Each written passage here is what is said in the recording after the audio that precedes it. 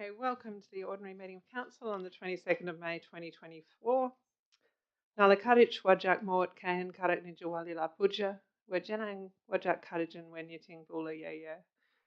We acknowledge the Wajak people as the traditional owners of the greater Fremantle Walyalup area, and we recognise their cultural and heritage beliefs are still important today. We're heading into National Reconciliation Week, and many of you may know the theme for National Reconciliation Week this year is now more than ever, which certainly relates to the truth-telling pillar of our Reconciliation Action Plan. The meeting is being recorded, it's streamed live online, so if you're asking a question or visiting the public gallery, you may be captured in the recording. We have full attendance tonight, by the looks of things. Do we have any applications for leave of absence? I can see Councillor Graham requests a leave of absence for 24th June to 7 July inclusive. So I'll get a mover for that one. Councillor Moffatt, seconded by Councillor Thompson. All those in favour? And that's unanimous. Any other applications for leave of absence? No. Do we have any disclosures of interest by members? Councillor Sullivan? Thanks, Madam Mayor. I've got an impartiality interest in the Dopell Street item, as I was the project architect for the North Bank development, which is nearly 30 years ago. And I'll obviously stay in the chamber and vote on that. Thank you. Do we have any other declarations of interest? Disclosures of interest? No. Okay, so the agenda's got responses to questions that were taken on notice at the last meeting of council. So that takes us to public question time. I've got a number of people here to speak on general items and on items not on the agenda. For those of you who are speaking to a specific item on the agenda, you do have a choice of speaking in public question time or just prior to that item. So I will work through the people I have on my list for general items. And then I'll ask if the others want to speak now or later. So starting out with Barry Healy. As you may know, 3 minutes and you'll get a little alarm to tell you that we're nearly there. Right, okay. I have a preamble and a couple of questions. I think the last time I came and spoke to councillors, I was speaking on behalf of the Nanine Common Community Garden Group. Tonight I'm speaking as a lone individual from Whitegum Valley, but I still want to talk about the Nanine Common. I think there are three concurrent processes going on that affect the Nanine Common Community Garden. Now, the first process is the Community Garden Group that is proceeding with the wildlife corridor that we've built there, and I urge you all to come along and see it, see how beautiful it is. And the Community Garden Group has been holding off going ahead with the plan to produce a food productive garden because we're waiting for Fremantle Council to give us the nod.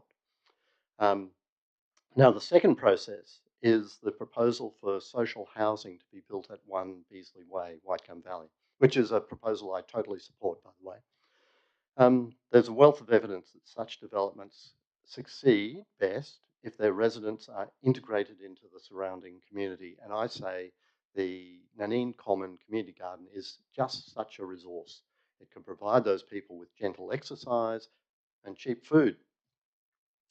And that fits in with the One Planet Living principles, that the guiding principles of the Eco Village. Now, the third process is a proposal to construct a building on Nanine Common, and that would obliterate any prospect of a community garden. A community consultation was held last year on this, and the majority of community respondents rejected it. And I say that a coherent rationale has never been put forward for this proposal. There's been a series of suggestions without a connecting logic, and I doubt any architect could actually get a brief together from the disparate ideas. One idea is that there should be a community kitchen, which would be of service to old women from the Italian village to bottle tomatoes. I've spoken to the management of the Italian village. They've got no use for such a facility. There's also said to be a need for storage. This is because when the men's shed was operating on that site, there were a couple of small business operators in the valley who were using that facility free of charge for storage. Now, I think a refurbished kitchen in the existing hall and an outside eating area would be a wonderful resource for the whole community. Now, so 2 questions. First, when will the Nanine Common Community Garden Group get the green light to design and construct the food productive garden? And the second one is on, I believe that there is a report being generated by council staff on where to situate a community centre. And I say, why not locate that next to the existing golf course? A large number of people are moving into that area. Why not provide a community centre for them? So thank you very much. Thanks, Barry. We'll take those on notice, and I understand the event was a great success, and I was very sad to be away when it was on. All right, Bill Odie is the next speaker. Odie, I had it right to begin with. Should have stuck with my first go. Oh, thank you. This relates to the underground power project in South Fremantle. So, very quick question. First off, for how long has the council been aware of the forthcoming Western Power upgrade? That's point one. An answer? No, sorry. If you can give all your questions, if there's a large number of them, then we'll take them on notice. No. Okay. Can you not say when did the council become aware that the Western Power project was going to occur? We'll take note of your questions and answer them all together, but we're not doing back and forth. Okay. Assuming that it wasn't last week Tuesday, it was a few years ago, one would have thought, why has no sinking or saving cash fund been set up by the council to mitigate the effect of this $16.5 million hit to the ratepayers? You've surely had plenty of time to start saving up.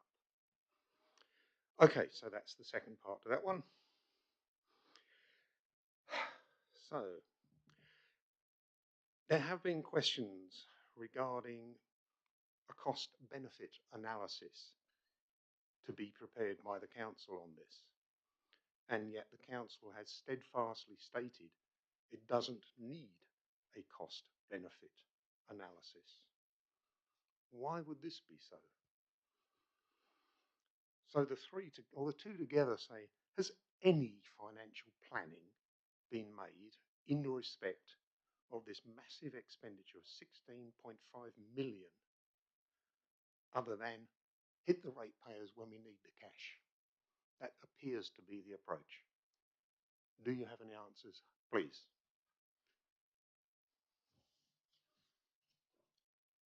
Thanks, you can sit down. And I'll go to one of the directors for an answer. Sorry? You can sit down and I'll go to one of the directors for an answer. Okay, thank you. Thank you. Through the chair, Western Power probably initially approached us about 18 months ago in respect to a potential project, a TUC project, a new form of approach for undergrounding power. Initially, it was conceptual, and they talked about the area that they might be looking at, and there is a number of TUC projects across Perth. They can't give us a lot of information at those early days, and what they start to do is then prepare a proposal. So they set off with a sort of an order of magnitude of what the project might look like, and then asked us to sign a memorandum of understanding to start to work with them last year, which we did, and that went through council. We then have to work with them over a period of time for them to develop the project and better understand the cost and the implications of the scope of the project. They've been doing that probably for about 12 months now, and they recently came to us with what's called an E30 estimate, so that where they're firming up the accuracy of the scope of works and the cost of the works that they anticipate. They're not there yet. There's still work to do in terms of firming that up before we get to a point where we formally agree to progress. So it is quite intuitive. We've been working with them probably for about 12 months in terms of trying to understand the scope of the project. And once we get to a point where they're able to confirm the exact costs and the timescales and the scope, at that point we'll make a decision. Okay. Did you want to add anything from a financial perspective, Mr. Hammond? Through the mayor, I'll just add that I guess the purpose of putting forward a service charge now is for the specific purpose of putting money away into a reserve so that we can fund the project in the future. Thank you. Elizabeth Megrose? Thank you. Elizabeth Megrose?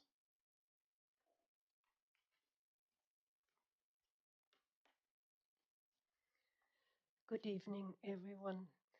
Mayor Fitzhardinge and elected members, my questions relate to capital expenditure, lack of realistic budget and spending.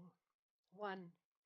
As the question was asked at the previous council meeting discussing the 2024-25 rate setting amounts and was not answered, it is being asked again. What is the asset sustainability ratio for 2024-25? 2. Will the underground power project impact available funding that would otherwise have gone towards other items, such as infrastructure asset renewal and any associated infrastructure backlogs? 3. The capital expenditure, that is 4.6 million for the year to date, 10 months to the 30th of April 2024, is clearly inadequate given depreciation for the financial year 23-24 is 22.4 million. And will the council formulate an asset sustainability policy to address the growing maintenance backlog? 4. The responses by the city about the lack of actual capital expenditure compared to budgets and the constant excuses over many years about external factors is extraordinary. The capital expenditure budget process clearly has problems in assessing current market conditions. And how is the mayor and officers held accountable for the clearly poor capital expenditure budget amounts? Thank you. We'll take those on notice. Thank you. Next, over Ian Kerr.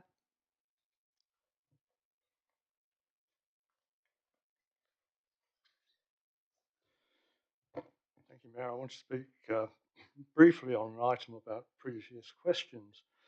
At the previous council meeting, you stated that you considered that my questions from the previous meeting had been answered satisfactorily. Now, I'm by no means the only one to consider that not to be the case, but rather than speak to them again tonight, I'm resubmitting them in writing with clarifications to assist staff in providing substantial answers, so I have those in writing there. I want to speak mainly, though, about the underground power project. And please note that on this item, I'm speaking not just as an individual, but as chair of the Council of Owners of the Biscuit Factory Village in South Terrace. Despite the CEO's recent briefing at the South Fremantle Precinct Group, there are some important questions that remain unanswered. 1. Does the estimated service charge per property apply to all properties, including those that already have underground power? The Biscuit Factory Village, for example, has 56 properties with a single high-voltage underground supply connection with transformer and reticulation on site. It is also just across the road from the 33 kVA transmission line, which will remain.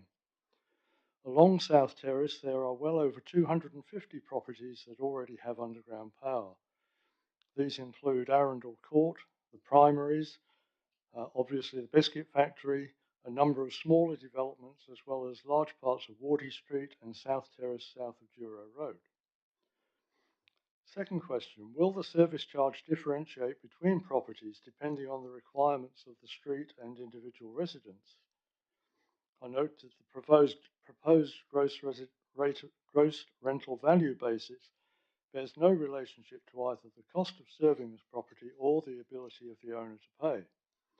The proposed charges, as stated at the moment, would cost Biscuit Factory ratepayers more than $50,000 a year for a single connection. Third question, when and where have the service charges been advertised? They were approved for advertising at the last council meeting, as you will recall. Next question, when and where will the public information sessions, co-hosted by Western Power and the City of Fremantle to, quote, engage with the community on the funding model and service charges, promised for May and June 2024, be held? Fifth, when is Fremantle Council expecting to make a final decision on the charges? Sixth, given that construction is anticipated to start in 2026, when is it proposed to start levying the charges and why? Seventh, why are South Fremantle residents being charged interest when Hilton ones were specifically not charged that by Council Resolution of the 20th of July 2022? Eighth, will those who are willing and able to pay the full cost up front be exempted from the interest component, as happened in the City of Vincent, for example? I'm nearly there. Ninth, why is there no mention of WA government rebates on connection charges for seniors and pensioners? And my fundamental question is to councillors, not to the administration, and that is, how could you approve advertising of the proposed service charges for the South Fremantle Targeted Underground Power Project on 8th of May, when key issues affecting the level and distribution of those charges have not been thought through, discussed or agreed? Thank you. Thanks, we'll take those on notice. Margaret Kerr.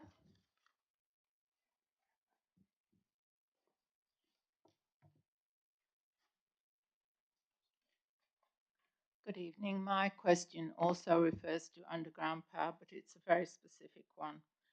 I refer to the City of Fremantle's media release of the 18th of July 2023 and the concluding statement that Western Power is expected to provide further information towards the end of 2023 about installing underground power in South Fremantle. Could the City advise whether Western Power did provide the expected information in the stated time frame, and if so, why nothing at all was shared with ratepayers until the beginning of May 2024? Thank you. Thank you. I'll put that one to the director. Thank you. Through the chair. No, Western Power didn't provide any information back to us by the end of 2023. I think we got our last update in mid to late March this year in respect to their updated estimates. So from there, we evaluated the estimates and then put that into the process in preparation for the rates. Thank you. Okay, I will go to Mark Woodcock now. I note that we do have a petition, which I may deal with in petitions. So Mark, over to you. Good evening. Thanks for the opportunity for the questions. I've got the questions on notice. I was just going to read through the first and the last one just to speed things up. The City of Fremantle's Investment Resource Group has been a financial disaster for the Fremantle ratepayers. Resource Recovery Group has finally provided a 30 June 2023 financial report. This report is long overdue and shows a net loss of $16 million for plus change for the year of 2023. The City of Fremantle is the last remaining participant, and based on the financial report, looking to commence the wind-up process. Why is the City of Fremantle the only remaining participant, and why did it take so long for the city to leave when others were leaving in 2007? The last one was on the confidentiality of this item, C2405-20, is considered confidential. Where was the meeting set for May 22 put to the vote for councillors to vote this item as confidential? What is the council's policy on this? And is this section of the meeting in accordance with the following Local Government Act of 1995, Part 5.23?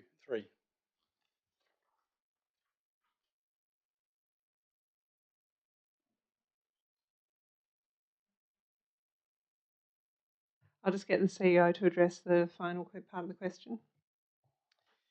The report tonight on the Resource Recovery Group is confidential business because it affects a third party. So it'll be confidential until council makes the decision. Thank you. All right. We have, okay, so the rest of the questions relate to items. I've got a speaker in relation to the petition, which I understand is going to be tabled by Councillor Thompson a bit later on. Mr. Dowson, it looks like you would like to speak now rather than wait for that item to come up. I've also got Misha Pesnell listed for the oval item, so Misha, you can speak now or later, up to you. And then I've also got Jared O'Brien to speak on the Cantonment Street item, but we might do that just before we go into that piece of business because it is the first item on the agenda. So perhaps if I go to Mr. Dowson and then I'll go to the petition after that.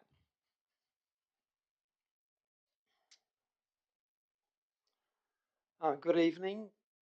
A statement and then a question, please. Today the flag on the town hall was lowered to half-mast as part of a truth-telling incident, and next week we've got the Sorry Day and then the Reconciliation Week. In terms of the document put out by council, it talks about alleged killings, and I just want to read a couple of sentences from young Ralph Entwistle, who was a 10-year-old boy who saw his father being killed as a first-hand witness. He says, Midgeguru threw the second spear and brought my father to the ground. When my father fell, I and my brother ran into the inner room and hid ourselves beneath the bedstead. Midgeguru's wife broke my father's legs and cut his head to pieces with an axe. My father had always been kind to Midgeguru's tribe and on good terms with them. I think truth-telling is very important, but if council is going to put documents out saying these are only alleged incidents, I think they need to redo their history. My question tonight, if I could read it first, is quite short. In terms of the conservation plan for Fremantle Oval, and I apologise I haven't written this down, but the question is quite short. It relates to the Fremantle Conservation Plan. The question I'll read is, could council defer the item pending council officers detailing the changes made to the draft conservation plan? Now, when the agenda came out, this massive agenda you poor guys have got to deal with tonight, well over 1,000 pages. The conservation plan lists the people who made submissions back in December. Fremantle Society spent 3 weeks on our submission. We met with the prison, we met with the Fremantle History Society, we met with council officers, we met with heritage experts. We spent a huge amount of time because there was a lot of work to do. And we found serious flaws with the conservation plan, and we alerted you to that. And we haven't seen yet any of that addressed. We made our submission, which was due at 5 p.m. on the 15th of December. And we thought, well, you guys won't be working over the weekend, so we'll put it on Saturday morning. So as you can see from what I sent to councillors, it arrived at council a few hours late on Saturday. I wrote to the senior heritage officer and said, have you received it? Can you acknowledge this? And I also sent it to the community engagement people. Now, I received an email back from the officer saying, yes, it has been received. And we assumed, therefore, that it was in the system. Now, in your agenda tonight, it's not there. And my point is, you have got a conservation plan, which in tonight's agenda is 171 pages long. How is anybody supposed to know what changes you've made? I don't know that any councillor here would, frankly, have a clue as to whether the final conservation plan has had changes made to it and what those changes are. So please, given how important this is and the fact that the community also needs to understand what changes you've made, and you need to understand that, therefore, please defend the item tonight pending council officers detailing what changes have been made to the draft conservation Thank plan you. so we can all see. Thanks. I'll just Thank see you. if the manager of strategic planning has any input on that one. Do you want to comment at all, or in terms of the formulation of that report? Thanks.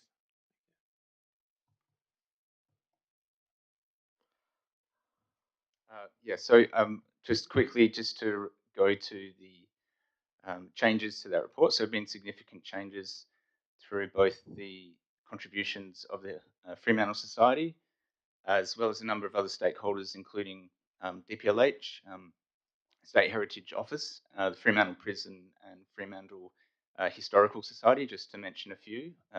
Do acknowledge that the receipt of the Fremantle Society's input could have been better handled at the time, but of course it was taken on board and shared with the consultant.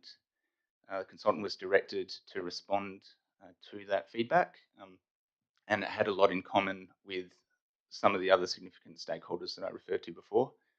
So I think the best has been done by the consultant in responding to the advice recommendations from the Fremantle Society. Thank you. Misha, did you wish to speak as well on that? No? Okay. All right, so I might go now to Damien Smith, who is here to speak about the petition. Thanks, Damien. Hi, Damien Stevens. Stevens, sorry. Kaya, Mayor Fitzharding, members of the Ordinary Council. I'm a resident of Freo and have been for over 10 years. I currently reside on Bellevue Terrace, and I'm speaking on behalf of over 50 residents in my immediate vicinity. I'm making a statement regarding the permanent CCTV camera petition, which will be presented by Councillor Doug Thompson later this evening. The petition calls for a permanent camera to be installed outside 32 Bellevue Terrace, which is the Department of Communities complex. The aim of this camera is to help keep residents safe. For a decade, residents on this street have been locked into a constant discourse with the Department of Communities regarding the abhorrent behaviour of tenants and visitors to these units. We've been continually alerting them to the danger, illegal activity and threats to our safety and consistent family and domestic violence, including the associated negative impact this is having on our mental health. In the past 6 months alone, we've witnessed 3 public suicide attempts, deaths, rampant drug dealing and drug-related violence. We are verbally and physically threatened when we leave our homes, often with weapons. Our children, including my 18-month-old daughter, find used syringes in our front yards. Flares are set off illegally in the middle of the street at night. A significant drug trade has been allowed to flourish at this location over a number of years, leading to the flats now being known as the Freo Crack Flats. This has only served to attract more dangerous individuals to our street and our tiny neighbourhood. Our neighbourhood has been transformed into a danger zone with residents living in fear and afraid to leave their homes. Often we no longer get to enjoy Freo's amenities like we once did, or relish in its walkability for fear of being threatened, stalked or attacked on our street. We no longer engage in evening activities in Freo's many restaurants, bars, and are too fearful of coming and going from our homes after dark. The joy of living in this vibrant city has been taken away from us. When we've raised all this with DOC, they say that they require footage. However, us trying to obtain footage is putting us at significant risk. The City of Freo recently placed a temporary mobile CCTV camera outside 32 Bellevue, which saw a decline in the aforementioned activity. As such, we request a permanent camera be installed, similar to what the City of Coburn provides for its residents. Whilst we acknowledge the root cause of the problem is for the DOC to rectify, this step by the City of Fremantle would go a long way to help keep your residents safe in a suburb with a large percentage of state housing. Just to be clear, the people of this street are not only honest, hard-working ratepayers, we're good people. My wife has spent considerable time volunteering with people who benefit from public housing, including refugees. I've independently fundraised over $6,000 for homelessness through street swags, and a large number of my Bellevue neighbours actively volunteer and run donation drives for homeless shelters, which they're currently doing. So just to be clear, I and my neighbours support the ideology of public housing. We simply just want to be safe. Thank you. Thanks, Damien. And we'll receive the petition during petitions.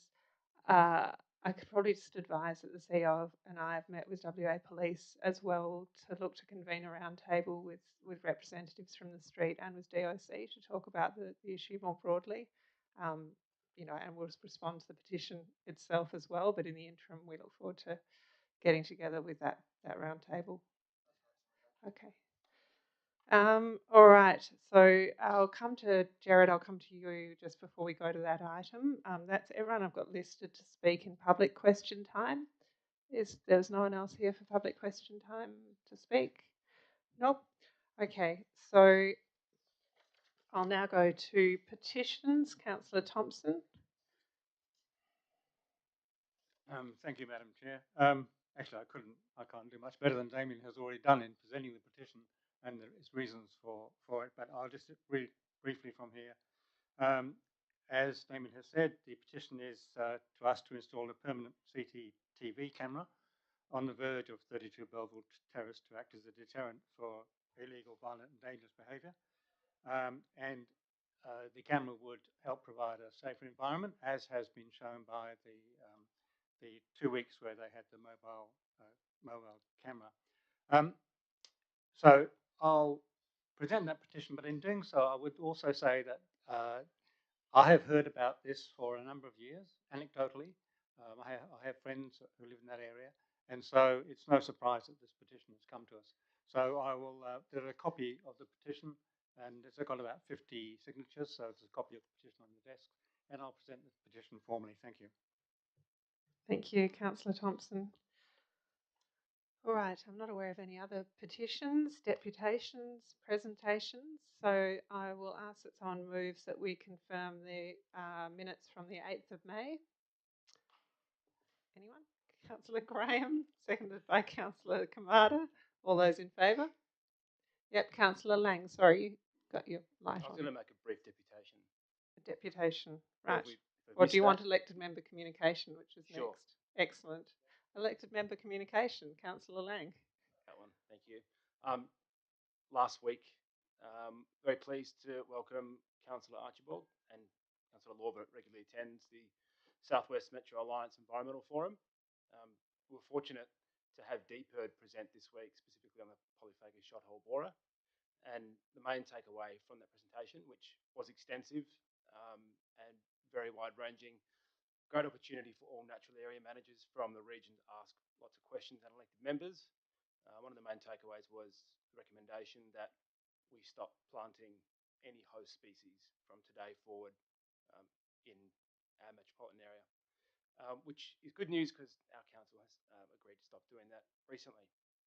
And on Sunday, I presented at the Elected Member Sustainability Network on responsible cat ownership with CSIRO, WA Feral Cat Working Group and Murdoch University. I was attended by groups, elected members and residents from across a large part of Western Australia, from Margaret River and more close to home here, Mosman Park, Coburn. Some interesting feedback. Claremont have received lots of positive feedback regarding their $500 grants for catios that they've announced. Armidale this month advertising their proposed cat law, which includes 15 pages of prohibited areas, which I thought is quite outstanding. And my takeaway from that is it's really positive to see now so many local government areas are moving in this direction on a topic that this very chamber we really debated and found controversial at the time to introduce prohibited areas. And now Armidale bringing in 15 pages worth, it is the norm across the state, which is really good news for everyone in Western Australia.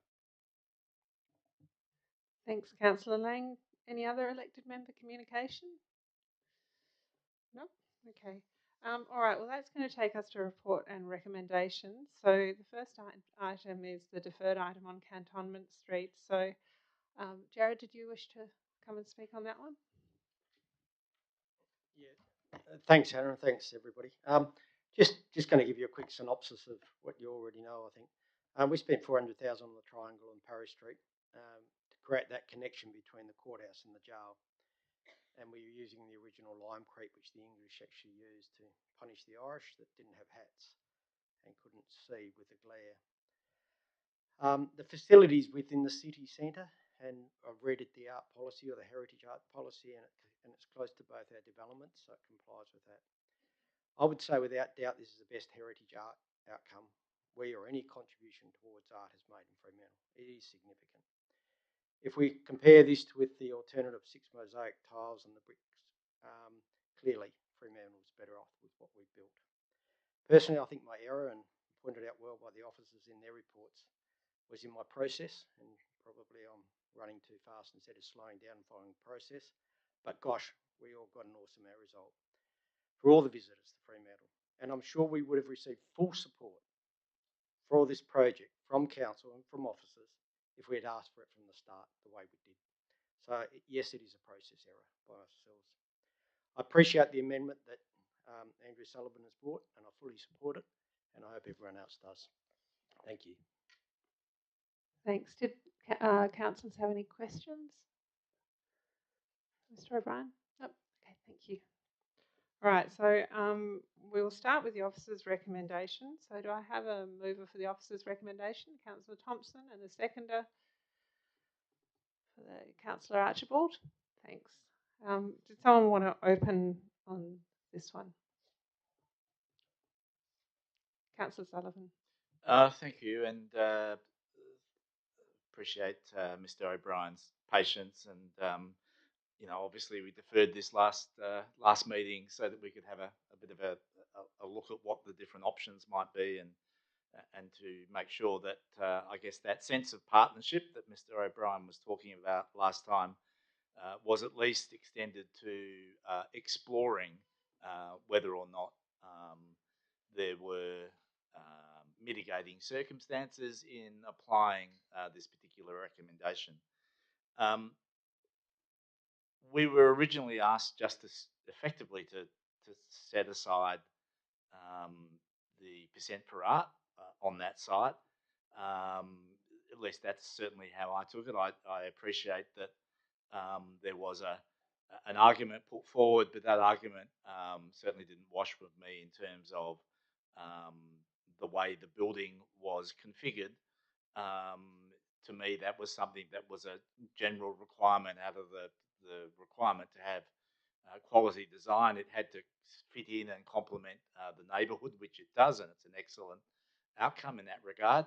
But that in and of itself was not ever likely to be an element that could be funded through the artwork/heritage works policy, because those things have to be in the public realm. In a sense, the heritage element of it actually has to be an existing public place or building that actually needs some work or some other form of public entity.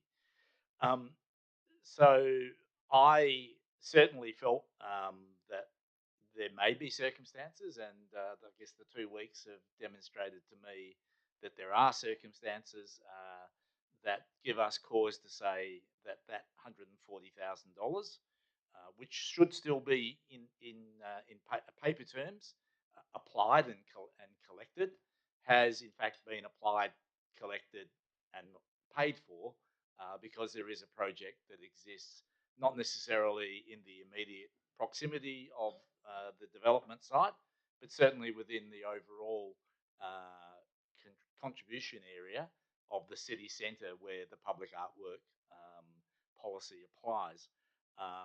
And I think as long as the developer proposes, and this is the point that Mr. O'Brien made, perhaps been, it's not exactly a normal process, but perhaps been a little bit unaware that that could have provided an opportunity for the funds to be expended on, wasn't realised at the time.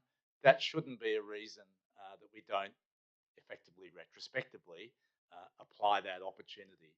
So I won't be supporting the officer's recommendation, and as everyone knows, I've put forward an alternative recommendation to have that opportunity offered to the owner of the Cantonment Street site, so that the money that he also spent on the ramp could actually be taken into account. I want to make it really clear that we can't do policy on the run. I wouldn't be particularly supportive of scrapping the artwork policy. There are elements of it that I think we do need to change, but we can't realistically do that sort of policy on the run. But I am aware that the staff have already started looking at that document. And it may well be the case that this will be the last piece of heritage that is funded through the artwork and heritage policy, because it might revert back to just being an artwork policy. I would just quickly say that Fremantle Council was one of the first to put this in place. At a time, like everything that Fremantle does, everyone else is going, you can't do that. It was done elsewhere in the world. It has been done successfully since the 1930s in some countries. And so it's interesting to see now that we might be contemplating a review of the policy, that it's actually widespread, and even the state government encourages and supports this type of policy.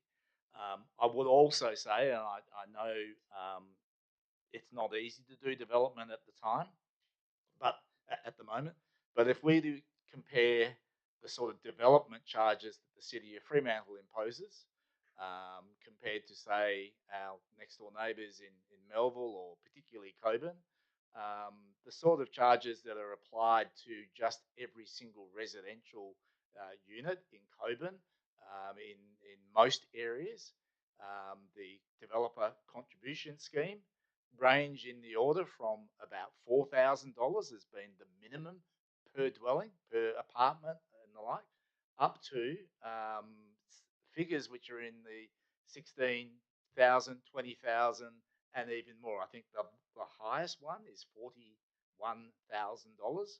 So these are the sort of things that are, particularly for apartment buildings, making it really difficult for developments to go ahead.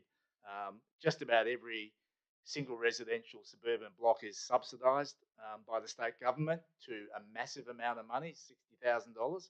When it comes to doing apartment buildings or inner city development, it's all at the developer's cost and more. So I think that sense of being able to review this and see if there is an opportunity to apply the policy fairly, but slightly retrospectively, should be a good outcome if we get to that. Thank you. Thank you. Councillor Lorber? Yeah, thank you. I just want to thank the proponent, or Jared, for his work around the city, because there are several really high quality developments that are happening because of your, I guess, your drive and your willingness to make Freo a better place. And this council really has been accommodating. It wasn't that long ago that the old courthouse, where we were debating whether or not the hole should be punched in that heritage wall to allow better access for that development, and this council decided to support that.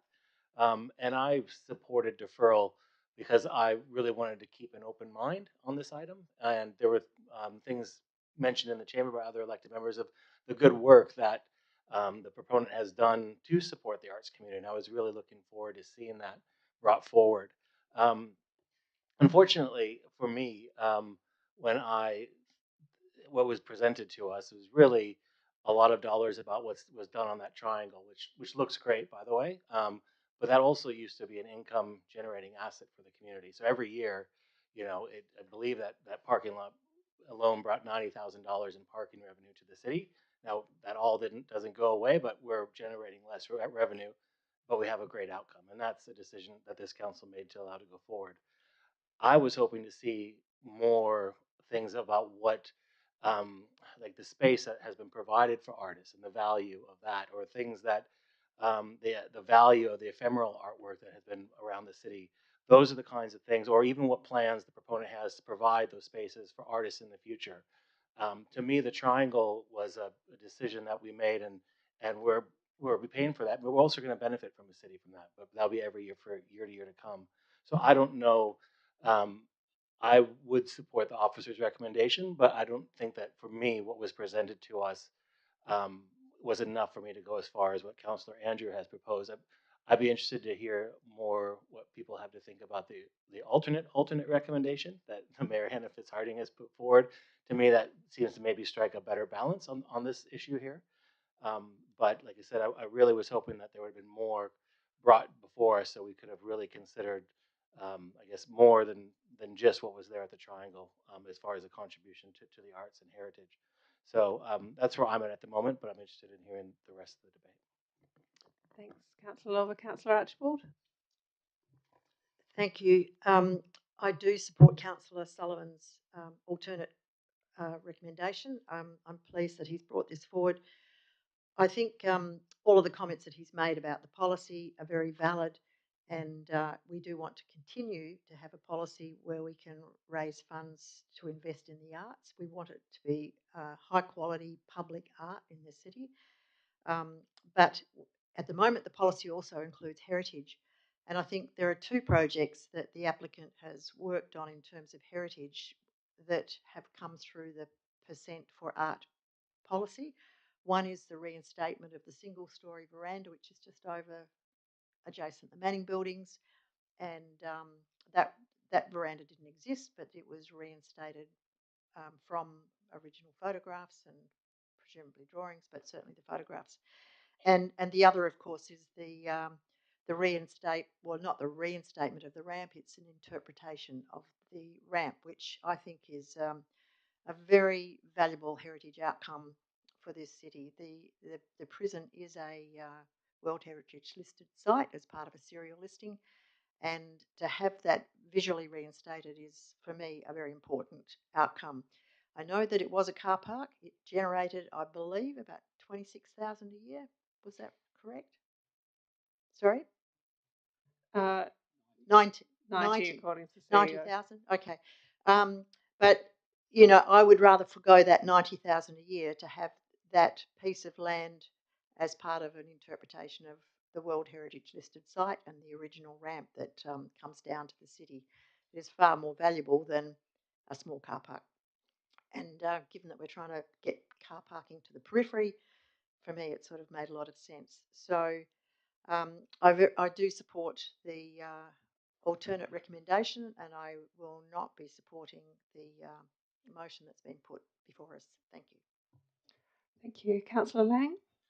I touched on it lightly in the last meeting, and since that meeting, there was actually a paint jam in Westgate Mall where Silverleaf offer the rear of the Target building available at any time for artists to come along and provide new, constantly changing street art for our city.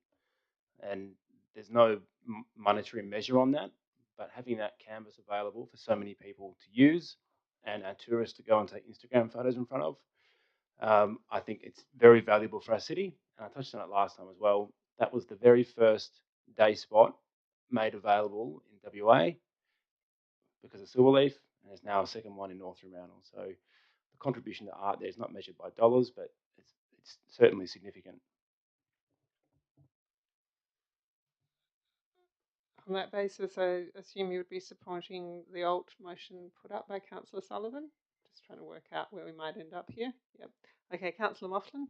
Okay, I'll make it pretty clear from the start then that, yeah, I won't be supporting the officer's recommendation, but we'll be supporting Councillor Sullivan's alternative recommendation, and I think it's a really important point that's been made. Last week we were talking about art, and you know, it's an important, 2 weeks ago talking about art, but an important clarification that it's about heritage and art as well. And I think, you know, apart from the other projects which have been contributed through Silverleaf's development, and Councillor Archibald spoke about it, today we're looking at the Fremantle Oval project, or the conservation plan for the Fremantle Oval, and as part of that, you know, seeing and being able to acknowledge the ramp that goes up next to Fremantle Oval, I think is a significant contribution to Fremantle's heritage, and a very important development that's occurred in Fremantle, and one which people will come to town and not actually realise what was there before, and always, if you like, even though it's an interpretation, be able to recognise that heritage. I don't think that, you know, the argument in regards to foregoing $90,000 is relevant. We actually, in regards to that parking aspect, I think it's irrelevant. People go park elsewhere. We're not losing those people from coming into town. So, yeah, support Councillor Sullivan's alternative recommendation. Thanks, Councillor Moughlin. Councillor Williamson-Wong? I wasn't sure whether or not I was going to speak on this. I think when I've been thinking about this, to me, the public art contribution is extremely important. And Councillor Archibald talked about how we need high quality public art. And at the moment, it doesn't feel like our policy is delivering on that. But Councillor Sullivan has also reminded me, and I guess others, that it's also a heritage policy as it stands right now. And so I will be supporting Councillor Sullivan's alternative because I think, in line with the policy, this is a heritage contribution, and that's important to note. But I do look forward to officers coming back to us, hopefully with a revised policy that we can go back to it. Or I actually don't know, was it originally just art? Or it's always been art and heritage? But I look forward to it becoming an art-only policy.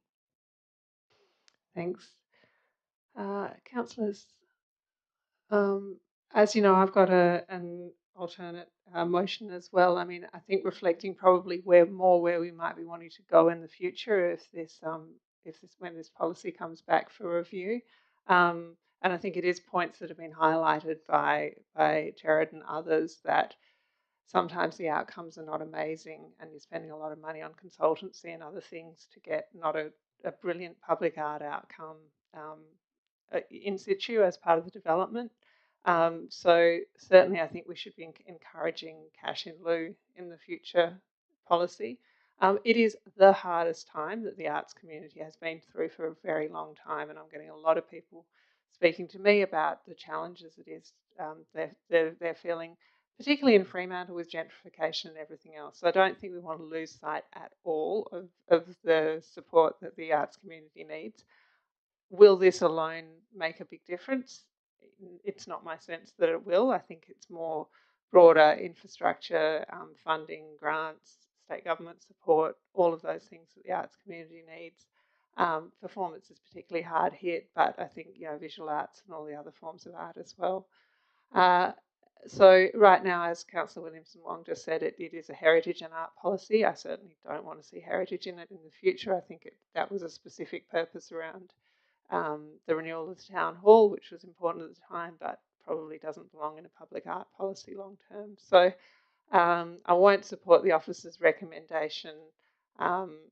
It sounds like there's more likely support for Councillor Sullivan's alternate motion. So if there's no further speakers, I'll put the officer's recommendation to a vote. And yep, sorry, trying to work out what's on the screen. So I'll put. Do you want to close, Councillor Thompson, or say anything? No. Can I ask a question? Sure. A procedural question. Under our new meeting procedures, can an alternate recommendation be proposed with a seconder without voting on this? It can. I think Councillor Sullivan indicated to me that he'd prefer we vote on this and then move the alt, but doesn't really, 6 one, half dozen the other. So I'll put the officer's recommendation. All those in favour? And against. So Councillor Lawler in favour. Everyone else against. So that's lost. Councillor Sullivan?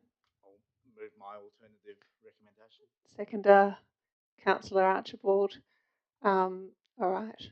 Did you want to speak further, or? Look, I just wanted to put a few points in specifically about what this recommendation does and the Fairburn Street heritage interpretation. Just because it is important, and I think there will be public scrutiny of a decision like this. It's not our decision. I should remind us all that this is only advice, if you like, going to adapt consideration. So the first thing I wanted to say is I felt that DAP probably would never just set aside an artwork contribution. I just can't imagine a JDAP doing that when there are so many percent for arts schemes in every, just about every large local authority in the metro area, and they are supported by state government policy. So I cannot see a DAP setting aside a, a requirement for a contribution. So it was important that if we were going to, I guess, try and find a way to deal with Mr. O'Brien's request, that we actually find a legitimate element in the policy that could be genuinely applied. And that's why coming up with the notion of the Fairburn Street ramp is really an important part of this, because it's not resolved at tonight's meeting. The second thing is some commentary about, I guess, that it cost, it foregoes parking revenue and the like. This has been a project that's been on the City of Fremantle's desire list for decades. And it's something that we haven't ourselves funded. It is something that is very strongly desired. And yes, it might have replaced parking, but we have had a policy of getting rid of these silly little car parks for a very long time. This project is costing the O'Brien family in the order of $398,000 is the figure that I've seen. We're talking about $140,000 of that. Now, some people might argue that, yes, it's a heritage interpretation project, and some of it is just good old-fashioned urban design upgrade. But I'm pretty confident that the $140,000 of it in terms of the heritage interpretation is not sufficient to fund the full project of interpretation. So I just want to make that clear as well. It was something that crossed my mind, and when I saw the figures of the actual cost of that upgrade, it's significantly more than the $140,000 contribution that would be applied to it. The other aspect is, of course, the rate uplift of both developments is absolutely significant. So if anyone's worried about losing a few bucks here and there out of parking, Mr. O'Brien will probably remind you of the probably 7-figure rate bill that he will be getting every year, or whoever is leasing the buildings. So putting all those things into consideration, I think the city and the community will get and are getting a very good deal out of this artwork and heritage percent contribution. So hopefully, we'll support it, but hopefully the DAP will understand. The wording of the motion is very clear to try to ensure that there is very clear understanding about the application of the policy in making this decision. Thanks. Thanks, Councillor Sullivan. Right, on the alternative motion? Nope. All right, so I'll put that to the vote. All those in favour and against? Councillor Lorber against, and that's carried. Okay. Good luck to our JDAP representatives, and we will move on to the Strategic Community Plan item. So I'll move the officer's recommendation. Can I get a seconder for the officer's recommendation? Councillor Williamson Wong. We could probably go straight to your amendment if you wanted to do that. Thank you. Yeah, I have an amendment for our strategic community plan. I guess first to say that when I was elected, this was a very exciting thing that was happening and that I got to be a part of, and thank the community development team for all of the work and community engagement team for all the work that they've done on this, because it's a pretty cool and amazing document that we have for the next 10 years. The amendments I have put forward are really to address what I thought was a gap in the drafting of under the Resilient City, I guess, heading, to talk about the causes of climate change as well as the effects. The City of Fremantle has we have declared a climate emergency, and our policies really support mitigation as well as adaptation.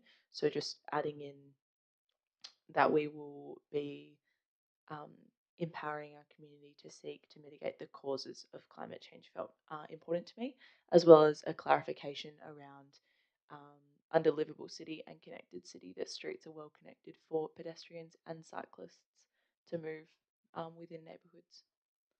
Yeah. Thanks, Councillor Williamson Wong. So we need a seconder for those. So Councillor Lawver already pressed his button to speak, so I'm going to let him second it and speak to it. Yeah, just I would like to potentially propose a friendly minor amendment to Part A, and that would be to also include the first dot point under the heading where it talks about a community that is informed and takes action on the impacts of climate change, to include the community. I think that's in there. And educated, but that's the first in an educated, empowered community that seeks to mitigate. And then. Oh, there we go. Yep. Sorry, my bad. No, never mind. No. I think this is perfect. Excellent. Full support. Yeah. Cool. All right. So the amendment's been moved and seconded. Did anyone wish to speak on the amendment? Oh, all right. So I'll put the amendment. All those in favour? That's unanimous. So back to the item as amended. Do we have any further speakers on the item as amended? Look, certainly we had a few speakers before this went out for advertising to sort of acknowledge the process, the community, the team who were involved and the whole organisation for getting involved. I think the only thing I'd note now is that we, compared to the 5,000 odd people who engaged while we were out there talking to them, we've had very few submissions, which tells me that we landed very much in the right place. So just acknowledging that that is a really good outcome. Sometimes less submissions says more. So good stuff. And it's going to be great to see this flowing through now the corporate business planning and budget processes for the years to come. Let's put it to a vote. All those in favour? And that's unanimous. Excellent. Okay, let's go to Dopell Street. Councillor Sullivan's declared an impartiality interest and will stay. So do we have someone to move the officer's recommendation? Maybe someone from North Ward, just saying. Councillor Thompson, seconder. Seconded by, good on you, Councillor Archibald. Did anyone wish to speak on this item? Councillor Archibald? Just very briefly, because I did go and have a look this afternoon, and I must admit I was quite impressed what a Tipuana Tipu can do as it gets going.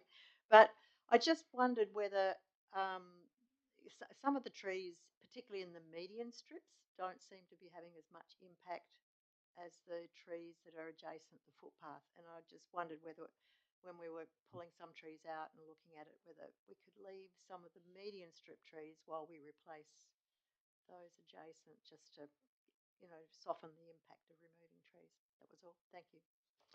I'll maybe take that as a question, and I don't know if it's to the manager, parks and natural areas,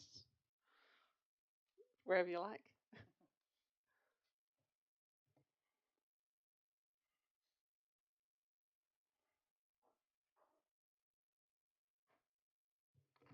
Thank you, through the chair. It is absolutely an option. I suppose when we were working through this concept plan with the community, it really was around succession planning for the future. So the idea, excuse me, the idea was to not go in and essentially have a scorched earth policy and remove everything in one hit. We have shown it as sort of 2 stages of works. They can be broken down further, and if there are trees in particular that are providing, or probably on the flip side, that are creating immediate issues, they could be removed early and new trees planted, and while they're establishing themselves, the other ones could stay in situ, and then they could be removed down the track when they're, I guess, at that point where we feel we need to. So yeah, this was I guess, a long-term succession planning exercise. Thanks, Councillor Archibald. Anything further? Okay, Councillor Graham. Thanks, Madam Mayor. Yeah, look, just a few comments on this one. I had a drive round today, a bit of a slow drive, and to be honest with you, I don't really see there's a great problem over there in many respects. I mean, I driving around, I could only see about 2 or 3 trees that perhaps were causing a problem. There could have been more, but it's certainly looking to me a bit of a low priority one. In isolation around Fremantle, there'd be hundreds of trees causing the same problem in many, many streets, and particularly in the older areas, South Fremantle, Beaconsfield, Whitegum Valley. I mean, these things just happen. I mean, and I don't know. What I'm not going to vote against it, but you know, what satisfies me is that the anticipated works 25-26 financial year. It's to align with the city's financial plan. So it's obviously got to become a budget item again. I mean, if you look at the figures on page 36 or 33, I mean, they're pretty scary figures. You know, you got 95,000 for landscaping and civil works ranging from 385 to 930. Now, I mean, that is that's $1 million if they do the whole thing, just on Dopell Street, which wouldn't run for more than 300 metres. The other thing with Dopell Street, it's in an enclave where the only people that go to Dopell Street would be the people who live there and the odd relation and visitor. I mean, it's not as if it's a see-through street where a flow-through street where there's constant traffic going. You know, people. You know, it's not like going down High Street or something like that. So it's sort of a bit of a backwater in that respect, and I just can't see council rushing into this project. It almost brings me to the point, and it's a bit similar to Delamere Lane, and that's why I asked the question today, and Councillor Sullivan answered it. Thank you for that, Councillor Sullivan. You know, it's the developer plants these things, and all of a sudden it becomes a council property. I mean, in good faith, they would have been planted 20, 30 years ago, but now it's a council problem. You know, and so the blokes in Delamere Lane have got the same thing. Well, you know, he built this laneway, and now it's it's a council problem and the owner's problems in the street. So I don't know. I just think we shouldn't be rushing into it. It's almost an area, and I spoke about this at the IEM on Monday night, special area rate. I mean, if we're going to fund this to $1 million, I mean, I don't want that coming out of municipal funds that that could be spent elsewhere and more effectively, and perhaps that could be looked at. But we've got a couple of financial years to look at it before anything is anticipated to happen, which makes me wonder, I suppose, why it was done in the first place. And I think the other thing that needs to be done is can you monitor whether all these treatments go year on, year out, because I don't know, I just don't see a problem there. But anyway, that's my comment. I'll leave it at that. Thanks, Councillor Graham. Councillor Sullivan? Thanks. Unlike Councillor Graham, I won't support this. So I don't want to see this just go through to the, sort of deal with the sort of squeaky wheel and throw hundreds of thousands of dollars at the issue, or potentially even $1 million at the issue. And the reason, some of the reasons I don't support that is what Councillor Graham was saying. One, it's not anywhere near the high trafficable area of city centres and the like, and there are footpaths in built-up areas where there are restaurants and the like that are in much greater need to be sorted out for our community. When I look at an area like this, I think of, I go, well, it looks like just about every street in South Fremantle where you don't have a lot of verge, where you have, a concrete footpath and you have a tiny little space for a tree to be planted, and then you just have road and bitumen and parking, and then goes the tree, and we have to go through there every now and then with the grinder and grind a bit out, and that's the cost of a built-up urban environment. In some areas of South Fremantle, if you think of Silver Street and the like, they even go, well, the tree's there, it's a valuable tree, it's a much-loved tree, we're not going to replace the concrete. We're going to put in effectively a rubberized footpath in those areas around the tree are going to be designed to suit the tree, not take the tree as the problem and then deal with the tree and then make the problem go away. And I think that's the fundamental thing or reason that I won't support this. Is the trees are important.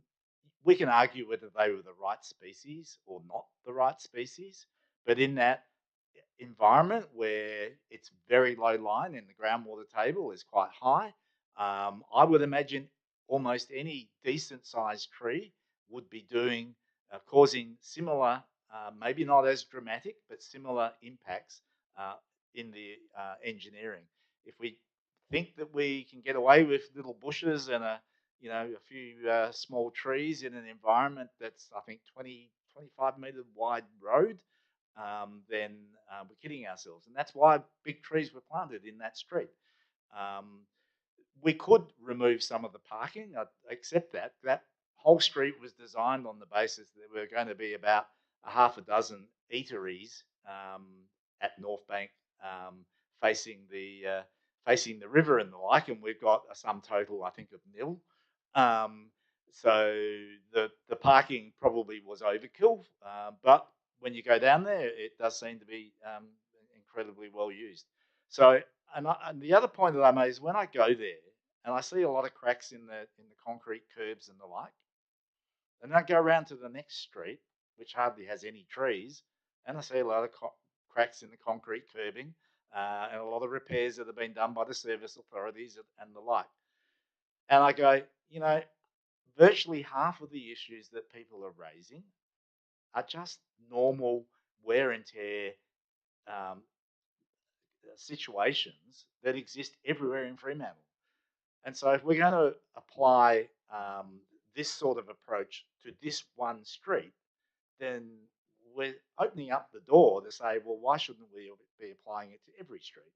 And we can't, because it's just simply physically and financially impossible for us to have that level of pristine environment that you can understand that people in the North Bank sort of modern development perhaps would like. Now, if that's what they want, special area rates are designed for that sort of environment.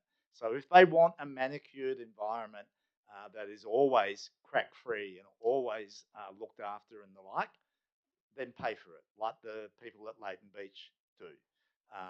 And that's a pretty common thing in sort of, I guess, riverside, swanky kind of environments, but it's not something I want to see us spend $500,000 or $1 million on when a $15,000 a year maintenance budget would probably suffice.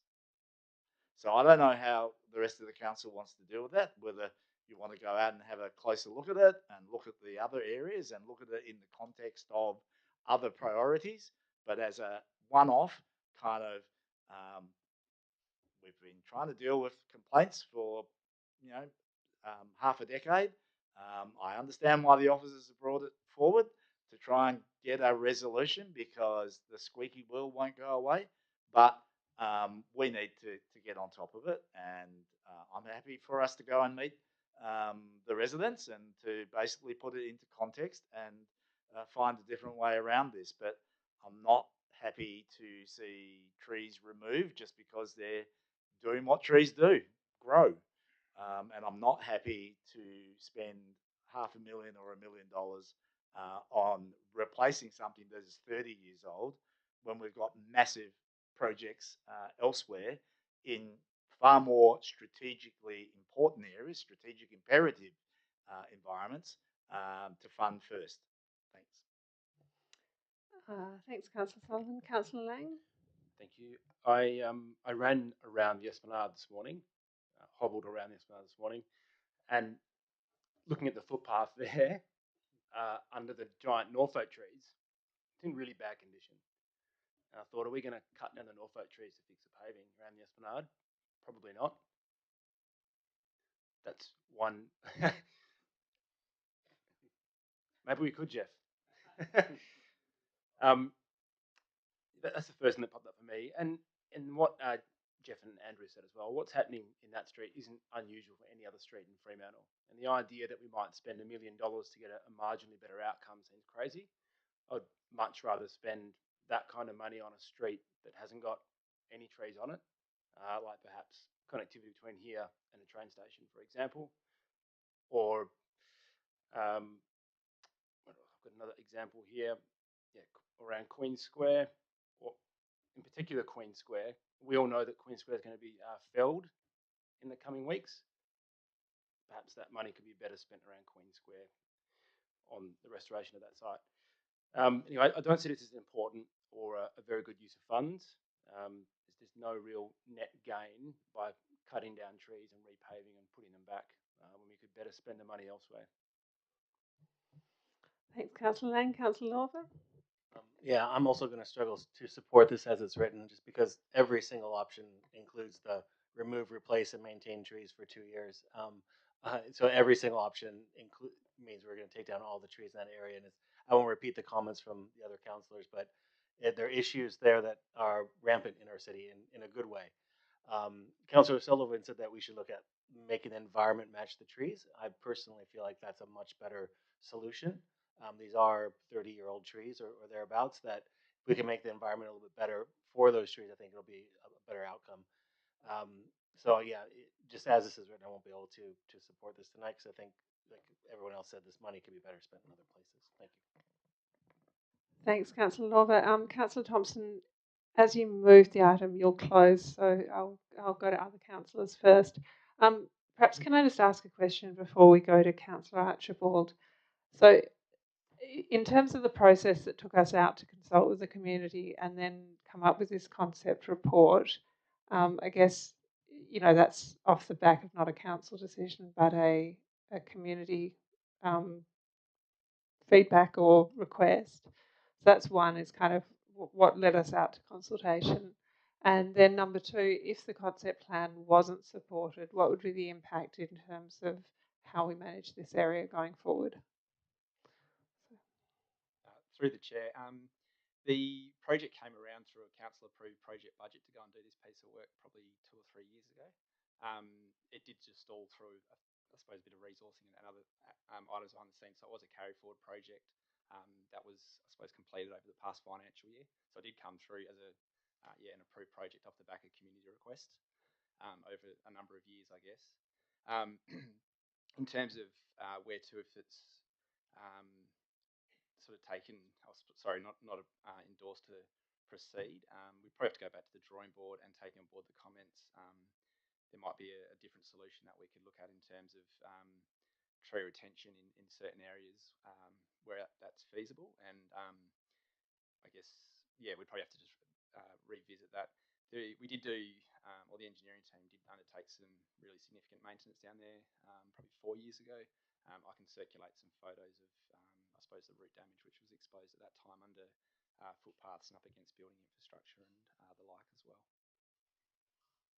Thanks. Councillor Archibald. Thank you. I just wanted to suggest that, given the comments that have been made and that many of us have now gone and seen the street, that, I mean, obviously, number one, we receive, but could we do something like defer the concept plan and allow for further discussion with the elected members or something, you know, just so that we can have another look at this? That was the question, really. I mean, we could. I think we'd have to be quite clear on the reasons for deferral, though. Yeah. Let's consider that. Councillor Kamada. Yeah, thank you. Look, part of me really would like to support this. My intention was to go down and have a look myself today, but I've obviously had a look at the photos in the attachments, and the thing I worry about is the precedent that this sets. Since I've been on council, I've had numerous requests from people in the community to look at problem trees around the area, and due to our policy, not much can be done about a lot of these particular examples. And for me, this highlights good planning from the outset of the types of trees that we pick for certain environments is very, very important, because down the track it is costly if you don't get it right. And so, you know, I support a common sense approach to these dilemmas, but of course we have to be very careful because of the cost factor that multiplies when you look around the city that has been identified by my colleagues. So I won't be supporting this. All right, so before I go to Councillor Thompson, who will close, I mean, I'm kind of struggling with this because we've gone out, we've asked the community what they'd like to see there, and we've come up with a concept plan. We've not agreed to fund anything in the concept plan or the mechanism by which we would fund that. I guess what I'm hearing would be the middle ground would be an agreement that the concept plan is a concept, but that we may not ever want to see it implemented in full. And I mean, I'm not quite sure how we manage that.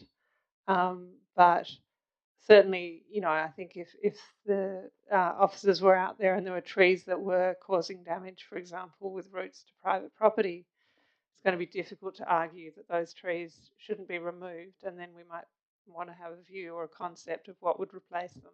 So I guess that's where I'm thinking. I mean, I'm open to the idea of a special area rate as well when we talk about how this might fit in the city's financial plan.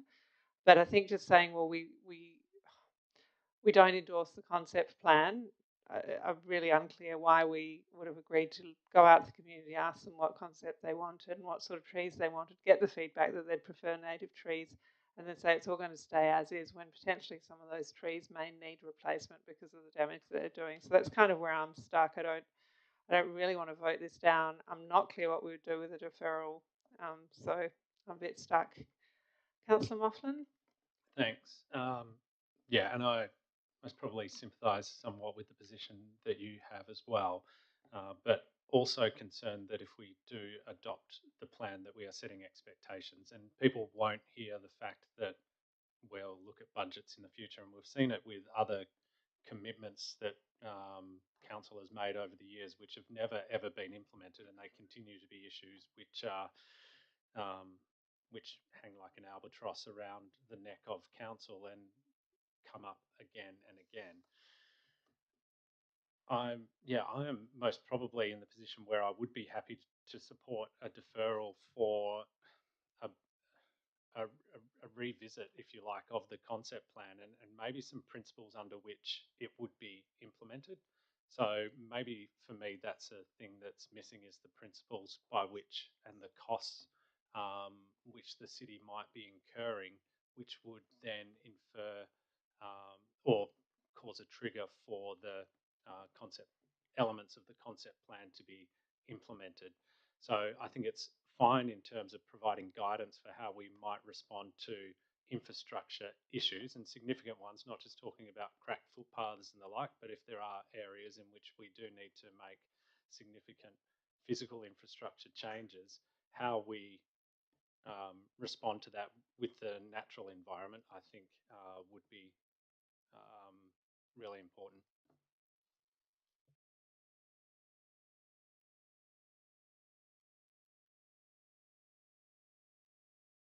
All right, so we've got some potential words for a deferral. I keep holding off on Councillor Thompson because he'll close, but perhaps when he's seen the words for the deferral, he may use it as an opportunity to speak and then move a deferral.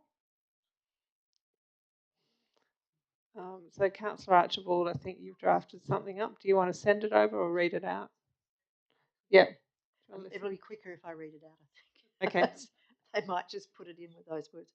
Just something simple like defer the Dopell Street concept plan to allow further review of options for street safety, because I think that is an issue, and improvement while retaining existing trees where possible. It's just simple. Councillor Moughlin, some of the words you had are around principles for, or do you want to see those in there, or do you think that encapsulates it? I'd be for the sake of expediency. Yep. Leave it. Good. All right, so we'll try and get that on the screen. And Councillor Sullivan? No, I've spoken. I just had some, a question about the deferral. Yes. Well, I was writing words at the same time. Mine were defer the item to seek consideration of a more cost-effective option that delivers an outcome that works with the nature of the trees. So that gets the two elements in there: cost-effective and working with the nature of the trees. It's consideration of. It's effectively trying to say, come back with another option. Doesn't put any of their current options to bed. Just brings back another option. All right. So perhaps we can get what you've got from Councillor Archibald on the screen, and then we'll see if we can work some of this into it. Councillor Archibald sent that as well.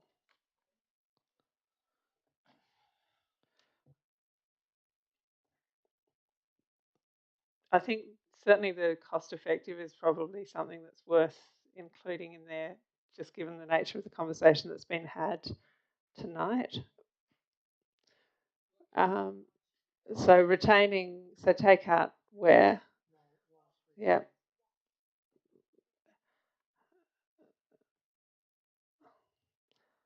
For review of options. And do we want to put in something bearing in mind the nature of the trees and the need for a cost-effective solution? Already says that, but I think in the first line you would say something like to allow consideration of more cost-effective options. Yep. Because it's important to say consideration. You know, you bring and in other further review of options. Yeah, well, it's yeah. I think that's pretty good. Councillors Graham and Archibald, how are you going over there? Oh, just a comment is that I'd like to see the words subject to budget consideration in there somewhere. I mean, it's all very well to have a more cost effective. I think for the deferral, we probably don't need to because it's a concept plan. So we should be right on the deferral. All right, so we've got a proposal for a deferral that Councillor Archibald. We just don't need two options, cost-effective options and further review of options. Can we just say cost-effective? If you just say further review of street safety. Of street safety and improvements or something, just simplify. Yeah, it's not perfect, but it'll do. So it hasn't been moved as a deferral just because Councillor Thompson hasn't had an opportunity to speak. So, Councillor Thompson, did you want an opportunity to speak?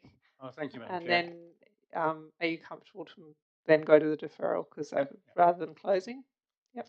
Yeah. Look, I'm supportive of the deferral, but just as a background, this has been kicking around for probably 4 or 5 years, at least 4 or 5 years, and every time I've door knocked down Topol Street, it's brought up as an issue. So it is of real concern to some of the residents, but I must admit, I did balk when I looked at the costs involved. So I'm more than happy with the deferral. I think we should still adopt or receive the concept plan, but I'm happy to go with the deferral as well. So that'll leave us with point 1 being as it is and point 2 now becoming to further concept plan. Yep. So what are we moving this now as an item or a deferral? Okay, so we're going to consider this an amendment now to add part 3. So I may just quickly slip through that. So the amendment to add part 3 is moved by Councillor Thompson, seconded by Councillor Archibald. And all those in favour? Oh, it's a new part 2. Sorry, it has 3 in front of it. The green bit on the screen. All those in favour? That looks unanimous. All right, great. It's now amended. So if there's no further discussion, I'll move the item as amended. All those in favour? And that's unanimous. Great. All right, we'll look forward to that coming back. Let's go to Hilton. Hilton Park Master Plan, Place Plan and Master Plan. Moved by Councillor Moughlin and seconded by Councillor Lorber. Any discussion? There's been a lot to get us here. Councillor Moughlin? There has been a lot to get us here. And maybe, just picking up on the conversation earlier, I want to acknowledge the amount of work that has gone into engaging community on this work, and particularly this is a place plan that we're adopting at the moment and then endorsing the draft master plan to go out to community. Really pleased to see in the officer's recommendation that it is clear that these projects are subject to further and future funding. We have put funding aside in a reserve for Hilton Park, but what is being proposed is very significant. And my only concern around this work, and I'm super excited about what might come, is that through the level of engagement that we have had, that we have created expectations with community that this will go ahead. We should be really clear that as part of the master plan engagement, that this is very much subject to future budgets, and particularly the point C, available grants, because we're not going to be able to pay for a significant part of this work at all. So excited for this to be progressing, just tempered with the cost implications that exist and our ability to fund it. Thanks, Councillor Moughlin. On this one, Councillor Sullivan. Thank you. I was supposed to be on the working group, and I think I managed, unfortunately, to only be in Fremantle for one of the meetings. And so what I'm going to say is to be taken in that light. I would have preferred to have been at the meetings and to have tried to influence the outcome in the way that I guess my comments will lead to. My sense is the place planning exercise is very much about identifying the characteristics of a place that people want to see. And in that sense, I think that work has been invaluable, and I certainly support the process that brings that information together. But when it starts getting to the nitty gritty of converting that from what is a fairly complex set of problems with the way in which the parks work and the way in which the fragmentation of that collective of sporting facilities and open space has to somehow be overcome. I'm not convinced in my mind that we have settled or even close to settling on a draft master plan that isn't much more than business as usual. There are exceptions to that. I think the football element, the northern end, probably nails it pretty well. But I'm not convinced that the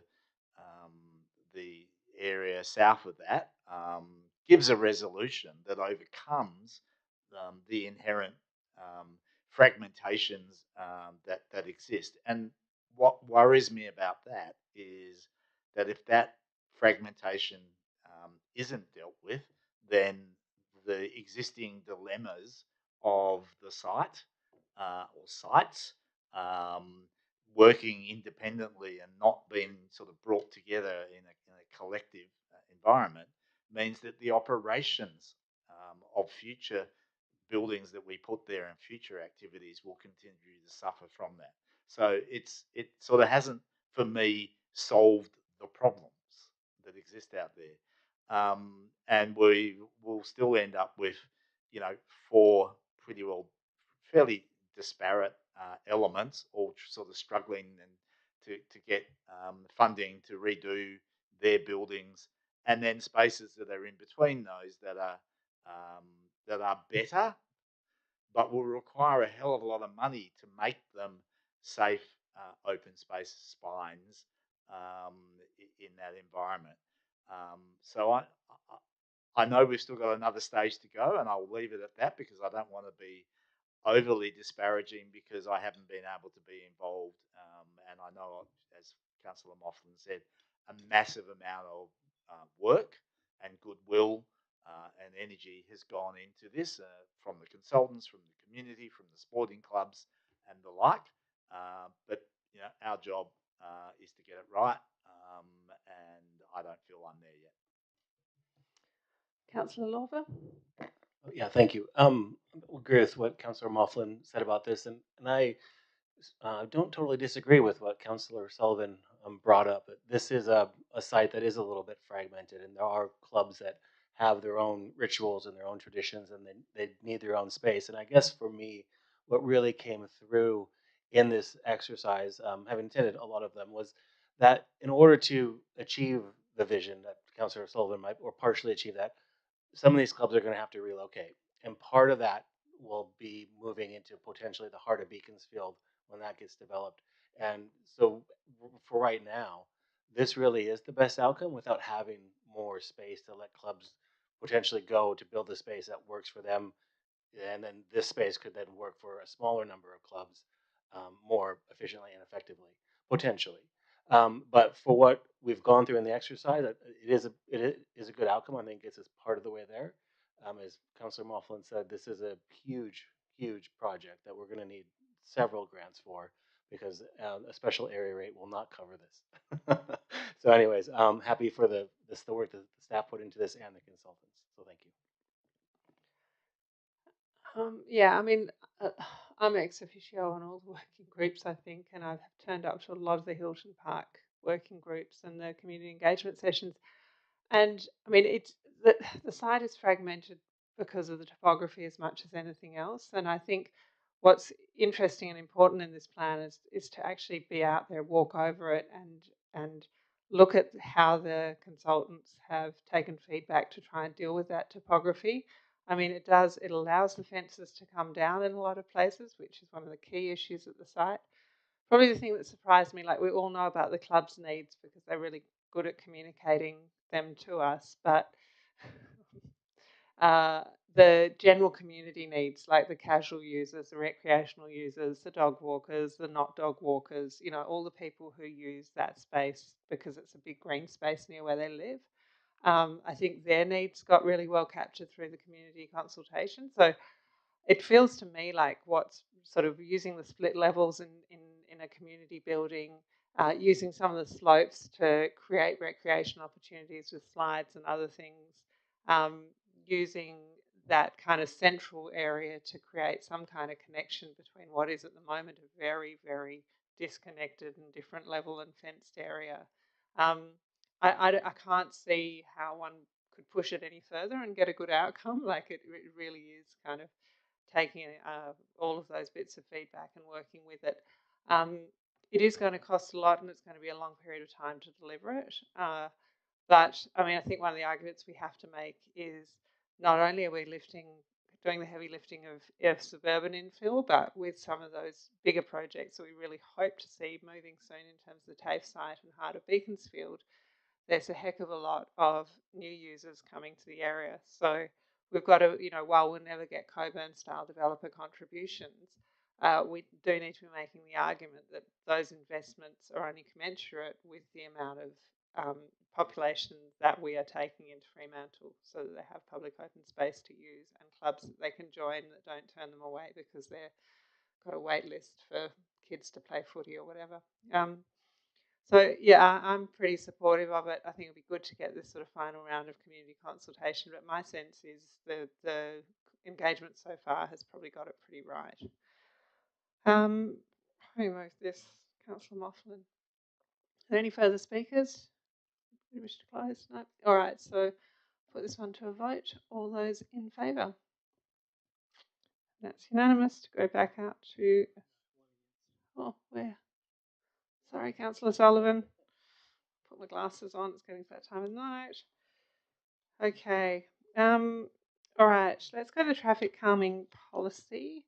So I know there was discussion of a deferral, but we might just look at this and look at Councillor Moughlin's amendment before a deferral potentially. So, councillors, do I have someone who would like to move the officer's recommendation? Councillor Moughlin, seconded by Councillor Graham. Councillor Moughlin, do you want to go to your amendment? And then, first off, can I just ask a question of staff? Yes. And yeah, this maybe goes to some of the points that have been raised in regards to consideration for deferral, and maybe when you read the policies, it is a little underwhelming in terms of the content of the policy. But just to understand the purpose of an admin policy and how it fits in the functioning of the city and how this would inform the work that would be undertaken.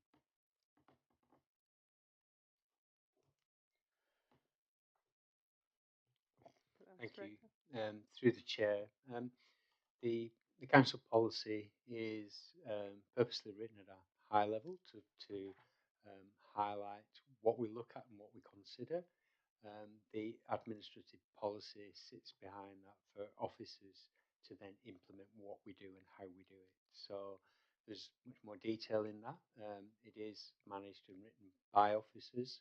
and we'll deal with the different scenarios and options and analysis that we have to do at a technical level. Councillor Mufflin. Thank you.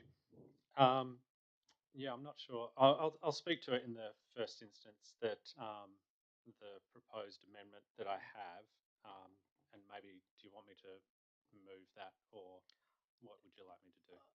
Well, I mean, if it's being deferred, it can be deferred with or without the amendment in terms of considering. So it's whether we want to agree that that amendment is part of what we want, or whether we want to deal with it all in a deferral. So I'll propose. Oh, sorry, I'll move my amendment now then, yeah. and then we can make a choice about what we do with it. Yeah. So yeah, I'll move my amendment in the first instance. Okay, and seconder for that amendment, Councillor Van Dawson. On the amendment then? Yeah, thank you. So I think it's relatively straightforward what the amendment proposes, but for me, during the last election campaign particularly, and this coincided with in and around the same time that the City of Vincent got their final approval for their 40-kilometre-hour speed limit across their local access roads, many people spoke about the safety of their streets. And if we look at the feedback that was provided as part of the policy when it went out for public review, it was interesting to see that people favoured traffic calming or speed reductions and the like. I'm not necessarily sure that we asked the right question and what was the problem that we're actually trying to solve through this. People want safer streets. People don't want traffic calming on their streets. Ultimately, what they want is a street that is safe for them to walk down, for their family members to be able to use that street in a safe fashion. And it is, undoubtedly known and clear that slower cars, where there is a shared space, makes that street much safer.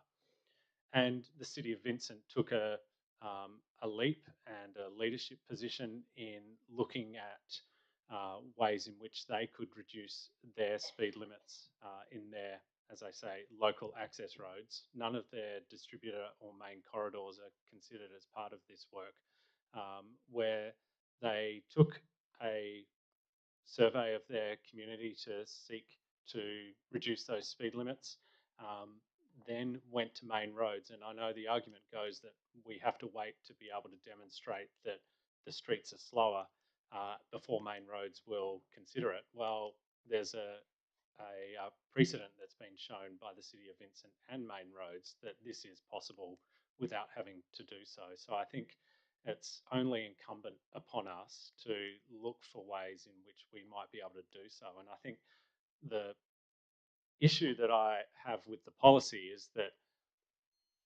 we have a lot of work that's created when individual streets come to us and say, can we please have this? Can we please have that? And officers are off assessing those streets and trying to understand what the issues are and how we might be able to address it. We've done lots of work in budget over the last few months. We don't have a truckload of capital to be able to spend on addressing street issues, nor do we have a lot to be able to maintain any street calming that might come, whether it be cheap installations or more expensive ones. And rather than an ad hoc process, I think it's more efficient for us to be able to consider how we apply a reduction of speed limit across Fremantle as a whole. So I think, what I would like to see is for the officers to do some work, both engaging with the likes of the City of Vincent, main roads, and most probably Wowga to understand what is possible and how we could be able to apply a reduction across those, the equivalent of local access roads in Fremantle. We're not going to see the likes of South Street, Carrington, Leach, High, Canning included as part of that. But where people are generally residing, or if we're seeing high levels of pedestrian access, such as the city centre and the like, we should be reducing those speed limits. Thanks, Councillor Moughlin. a seconder on that? Councillor Van Dawson. Oh, yes, please. Thank you. Am I able to speak now? Yes. Sorry. Yeah. So, thank you. I'd like to speak in support of Councillor Moughlin's proposed amendment. I fully support the amendment and thank Councillor Moughlin for bringing this, including this in our decision. I experienced a similar thing when I was campaigning last year in the election period. Feedback from the community looking for safer and safer streets by way of reducing the speeds on the local roads. Yeah, I'd love to see that adopted for the city of Fremantle across all our local roads, similar to Vincent, local access roads specifically. In North Fremantle, we have many narrow roads where people can't go much faster, but also have some access roads which are a bit wider and people speed down them. And I just think even the visual signage of 40 kilometres an hour would prompt people and encourage people to slow down and remind them that they are in a residential area. Yeah, at the moment with 50 kilometres just being a default and there's no signage or anything, people do treat some local access roads like rat runs and don't seem to realise that they're in a residential area. So thank you, Councillor Moughlin. I fully support this and hopefully it's something we can progress subject to officer reporting and investigation. Thank you. Thanks. All right. Look, we'll put the amendment, and then I'll just go to sort of the question of deferral after that. So, if there's no further speakers on the amendment, I will put the amendment. All those in favour, and that's unanimous. Excellent. So, we're back to the item as amended. The advice that I'm getting from the CEO, unless he wants to correct me, is that even if we were to defer this to do the work that I think we've discussed via email, predominantly on parts 2 and 3, the administration would get started on part 4 in the meantime anyway. So in essence, it wouldn't slow that down at all. But it may be procedurally easier to defer this in total. Is that correct? Yes. So if people are comfortable with that we move a deferral, I think it's not going to be for a significant period of time anyway, but to have another look at those policies in light of the administration documents that we've been provided with, it would seem reasonable to me. So Councillor Sullivan, do you want to? I just wanted to make some quick comments before we sure. go to the deferral, because I was around when Councillor Pemberton, was very passionate about getting this up, and probably the greater emphasis was about the small streets rather than just generally the traffic calming aspect, and I don't want to lose sight of that. I have to say, at the time, kind of a little bit unsure as to whether one should encourage former Councillor Pemberton to awaken the dog, and because the consequences of doing so, from a financial point of view and a capacity point of view, were going to be massive. So I thought about streets like Gold Street and Silver Street and Lily Street and Atfield Street in South Fremantle and all of the other sort of narrow streets that exist, Staple Streets and the like in North Fremantle, as to what you would do with these narrow streets to make a quantum difference. And it's not going to just be speed, because some of those streets you can't even drive at 40 kilometres, let alone 30 kilometres an hour in those streets. The problem in those streets is they are literally laneways. And unless you make them into laneways somehow, either with low-cost methods, which is what Councillor Pemberton was suggesting at the time, or, as I viewed the world, probably going to be rather more expensive than low-cost measures, you would virtually have to rebuild some of those streets to make a quantum difference between what they currently are now, because you have to almost do away with footpaths and utilise the space, the whole space, as just a movement and landscaping environment that everybody has to share as they move through it, like, say, the laneways that we see in the backs of in Melbourne or in the backs of some of the parts of the city centre. So it's not just the traffic calming aspect, and it's not just the 40 kilometres an hour that we need to consider. We do need to very actively consider the narrow streets a bit further. One of the massive problems in those streets is the parking, and you can't just take it out. If you applied the principle of, well, the street's really narrow, you can only have parking on one side of Lilly Street, well, good luck with that, because World War III will start. World War II is still ongoing in Lilly Street. It is a massive problem. Most people are feuding with their neighbours one way or another because of parking, and anyone that's ever door knocked that street will know that you need to allocate the entire weekend for just that one street. And so you don't get to resolve it with the sort of principles that are put in place through these documents. The last thing I would say, and I just want to quote from the policy statement of the traffic calming, it says to create a safe, inclusive, active, healthy, and vibrant place for residents. There's a word that's missing. It's called attractive.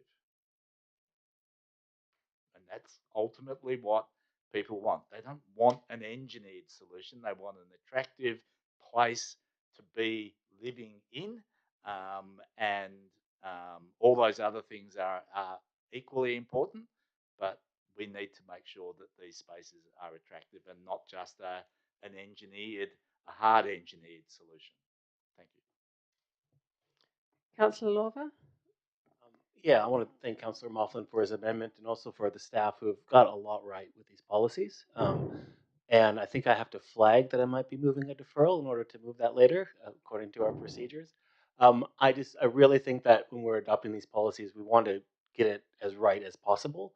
And I just think that there's a little bit more work that we can do, probably in not much time. And for me, it was really just having the time to sit back and read those 53 pages of council documents that were sent through to us, and see if we can bring some of that up into the policy to highlight the outcomes and make attractive, as well as all those other adjectives to describe our narrow streets. So I'll flag the deferral just to give us a little bit of time to see what work can be done, and I'm pleased to hear that that won't slow down part 4 if that is indeed adopted. Okay, Councillor Williamson Wong. Thank you. Look, I don't have a lot to say. I guess for me, the idea of a safe access street is kind of coincides with something Councillor Sullivan was talking about in terms of these streets weren't necessarily designed when we had so many cars, but we do have the cars and the parking. So what we do next with the streets is important. And the current admin policies guidelines, to me, set up a range of very expensive options that we could offer as bespoke solutions for individual streets, but miss out on potentially some low-cost alternatives that could be implemented to a much wider part of our city, which seems important.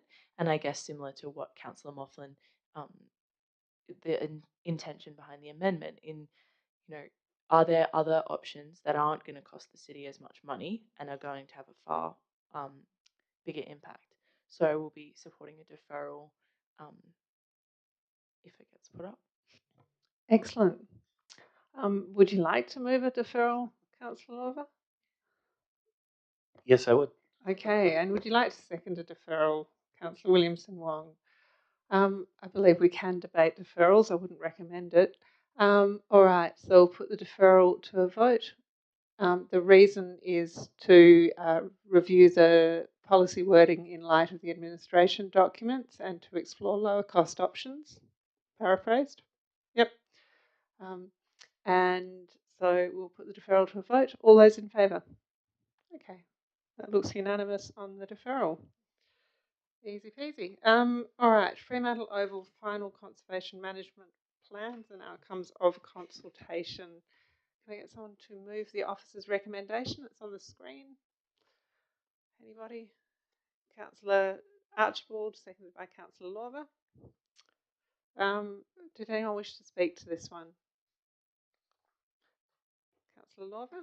Sorry, I really don't want to speak this much, but I just wanted to confirm that in the attachments on page 405 that the Fremantle Historical Society's submission is acknowledged as received and submitted to the consultant. So for the comments earlier that may not have been part of the record, I just wanted to flag that it is on page 405. And you're referring to Fremantle Society? Oh, is that a different one? Uh-huh. Oh, There's Fremantle. I think the Fremantle Historical Society and the Fremantle Society both made submissions. So, and they were both, as the manager said, considered in the finalisation of the plan. Yes. Excellent. Councillor Kamada, do you want to speak? Yeah, well, thank you, Mayor Fitzharding.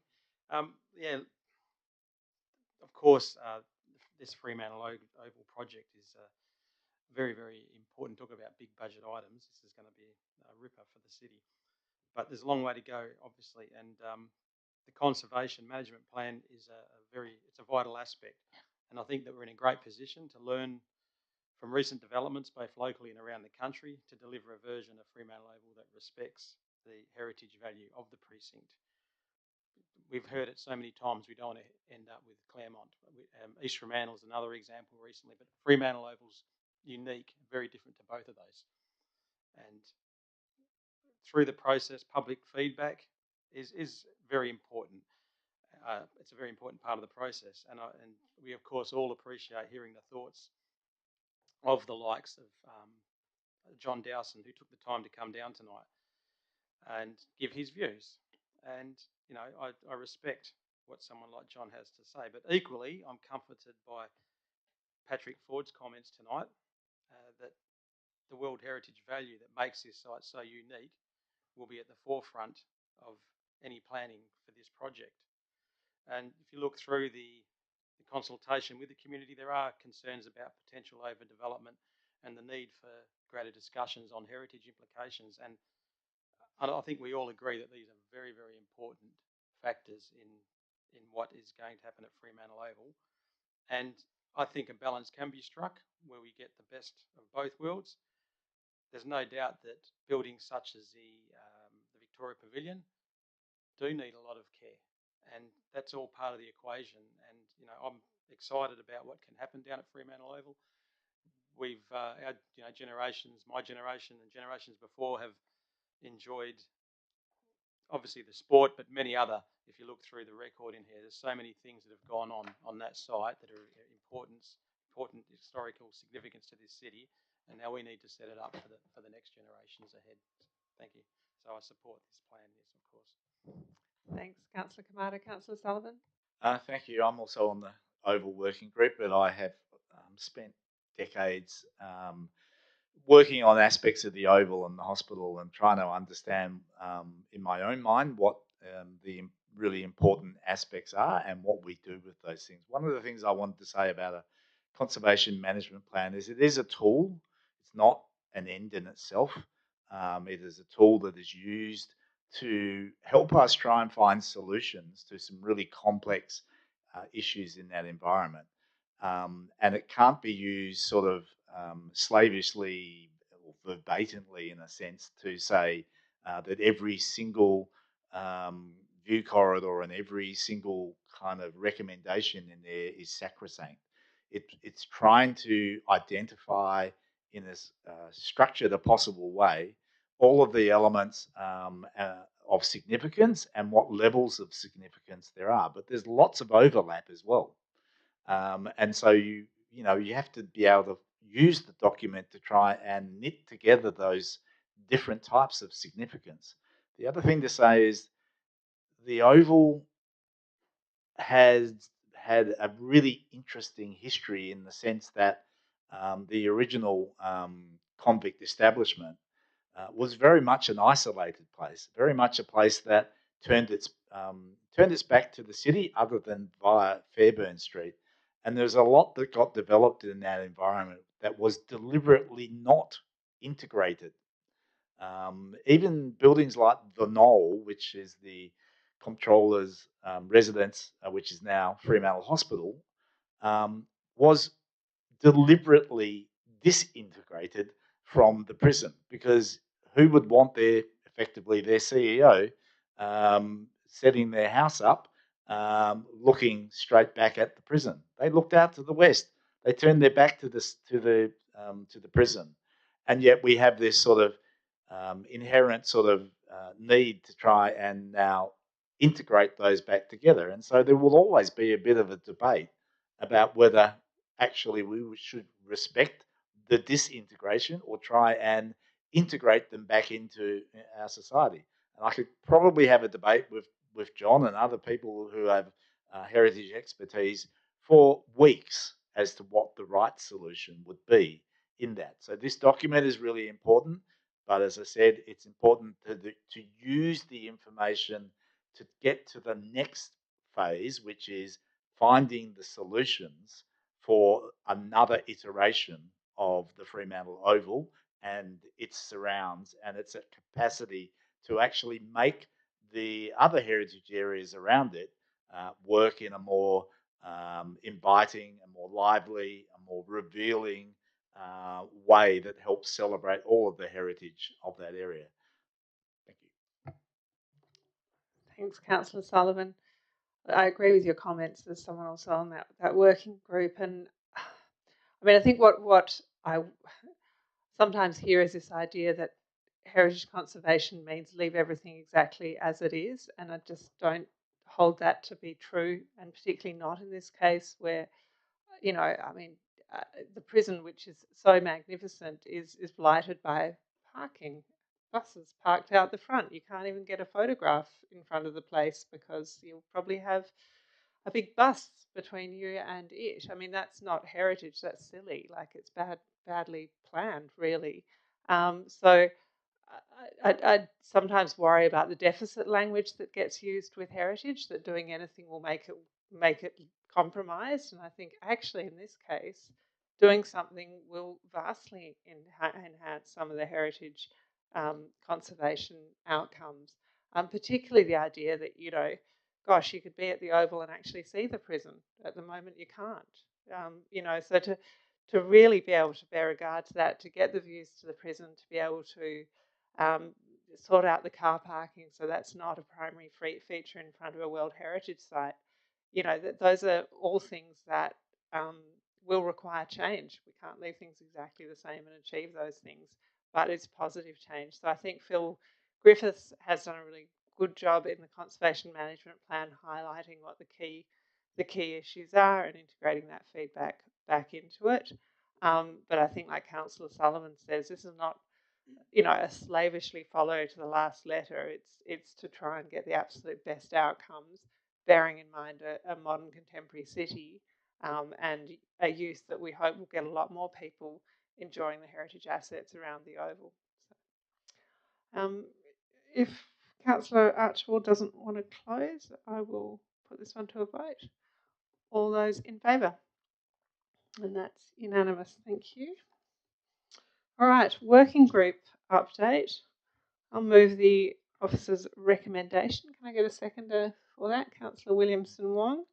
So I'll just note the chairs of the different working groups, and if any of them want to say a few words about how the working groups are going. Fremantle Oval and Hilton Park preceded, I think, the last election, so they don't have elected members as chairs, unless I've missed something. So Councillor Mofflin, I believe, was happy to accept his nomination in absentia as chair of the Economic Development Working Group. Councillor Van Dawson is chair of the City Plan Working Group, and Councillor Archibald is chair of the Towards 2029 Working Group. So be happy if any of the chairs wanted to give an update further to what's in the report. Councillor Archibald. I might just make a very brief comment because we have only just had one meeting and we've commenced the journey. And a very good part of the working towards 2029 will be about the interpretation of Fremantle as a historic and a prehistoric place, the way in which the Aboriginal people met the European people. And we know today that the flag did come down, which was, I understand, a request of the community, and which we were asked to give our opinions on, and which was unanimously supported for those that did respond. So I think that journey will go on for a little while yet, but it is an extremely important one so that we do get the facts in the room and people can understand the interactions that did go on, but then also to look forward and to get some really positive outcomes out of the work that is done. So it's very exciting to have commenced that journey. Thanks, Councillor Archibald. Anything further on the working groups? Just note that there was a large group of, in closing, I'd note that there's a large group of people who were in Fremantle yesterday and at Wodgema, Rottnest Island today, looking at the healing ceremony for the burial ground and quad over there. And I think in relation to what we do with the 2029 working group and Arthur Head Manjari, that process will be very informative for us in terms of what they decide to do, and then how we might reflect that back here in Freo. So yeah, it's good timing to have got started on that now. Okay, I'll put that to a vote. All those in favour? That's unanimous. Did anyone wish to speak on any of the statutory reports? No, I'll move them on block. Do I have a seconder for them on block? Councillor Thompson.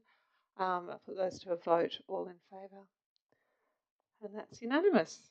Excellent. There is no motions of which previous notice has been given, no urgent business and no late items. So that takes us to confidential business. So I'll ask someone to move that we go behind closed doors. Councillor Sullivan, seconded Councillor Kamada. Put that to a vote. All those in favour? That's unanimous.